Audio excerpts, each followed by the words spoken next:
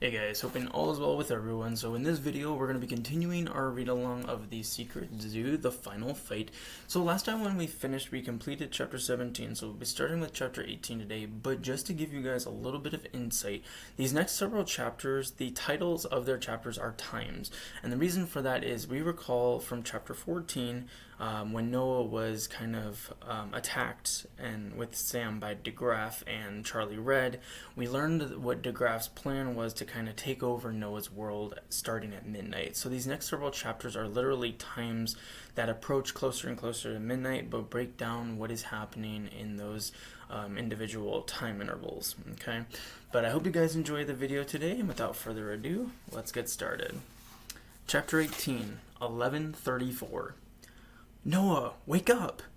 Noah opened one eye and realized he was lying on his back, his head resting against the furry mound of Blizzard's side. Someone was standing over him. Sam.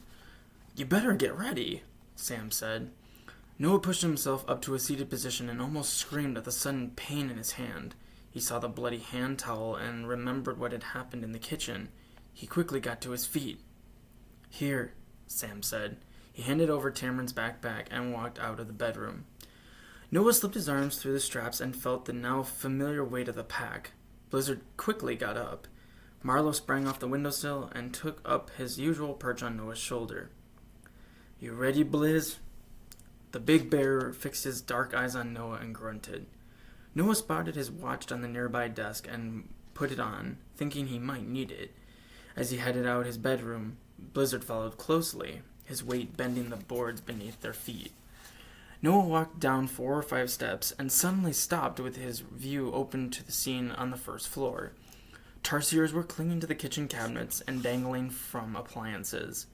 Podgy was waddling around, his flipper softly wagging, and P-Dog and the other prairie dogs were sniffing scents out of the carpet. The wall between the kitchen and the living room still appeared to be missing, the work of the chameleons. Noah turned his attention to a familiar voice and saw Tank. The big man was leaning against one wall, his arms crossed and his muscles bulging. Noah headed toward the living room, Blizzard following, and saw the other scouts. At a time when everything was changing at a dizzying rate, they were the one constant, and Noah was thankful for it. Ella walked up to him, grabbed his wrist, and looked at the bloody towel on his hand. It's okay, Noah said. Has anyone told you our plan? Ella nodded. Mr. Darby. Where's Evie? She left. She's helping the other specters place the mods. Except for Lily and Jordan, Noah corrected, knowing the 2 specters were part of his plan. He looked toward the portal and saw the group of descenders guarding it. The curtain was blowing in the wind, allowing the sounds and smells of the city of species to continue to invade the house. Noah saw glimpses of the silhouettes in the red eyes of the animals, pairs of glowing dots flowing in the dim light. Inside the secret zoo, groups of animals appearing to be moving in specific directions. Mr. Darby, Noah said, and the name came out like a question. Mr. Darby, who wasn't standing far from the scouts, looked at Noah. Yes. Something's happening. When Mr. Darby saw what Noah did, he quickly made his way into the kitchen. The scouts followed, stepping over the prairie dogs in their path. At the portal, the old man pulled back the entire curtain. The animals were flooding into various sectors, and it was obvious where they were headed, the Clarksville Zoo. Blizzard squeezed into a spot between Noah and Richie. Tank and the other descenders loomed behind the scouts. Even the Tarsiers were watching from their places on the kitchen cabinets. Mr. Darby checked his pocket watch and said, 11:37. He looked back at the red-eyed animals walking across the streets and streams. It's happening. He touched the transmit button on his headset and said, Evie, DeGraff is staging his army. What's the status on the mods? We have more than half in place. Then move faster. Midnight's almost here. We already move faster, Evie. Find a way. Mr. Darby turned to Tank and said, You're in charge now. Noah saw something on Tank's face that he almost never did. Worry. Mr. D, Tank said, what are you going to do? What Noah planned for us to do. It starts with distracting DeGraff. The creator of the secret zoo frowned. He glanced at Noah, Megan, Sam. Then he marched through the portal and into the city of species. Chapter 19, 1138. Noah just stood there, unsure what to think. He stared straight ahead and caught glimpses of Mr. Darby, the end of his long jacket sweeping along the wet streets.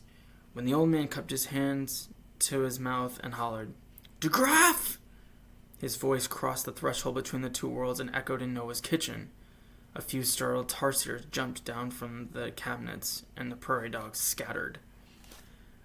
"Sam," Tank said, "I'll radio Zach when we get inside.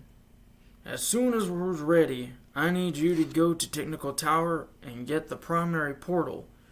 Zach will be on the 23rd floor. Fly by the window, and I'll have Zach toss a curtain to you. The mod, too. Get straight to Koala Castle and hang out in the courtyard." Sam nodded. "Be quick about it," the big man added.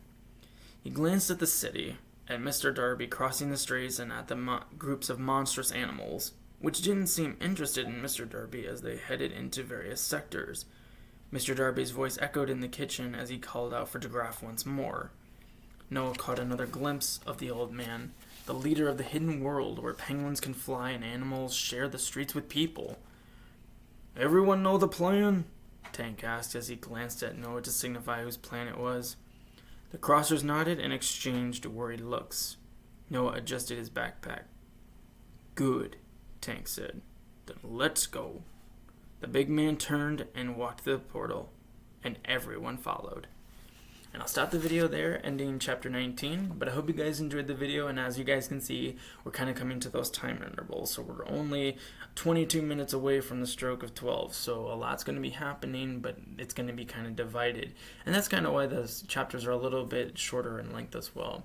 But again, thank you guys so much for watching, and I look forward to seeing you in our next video where we continue our read-along of The Secret Zoo, The Final Fight. And as always, guys, please take good care of yourselves and be safe.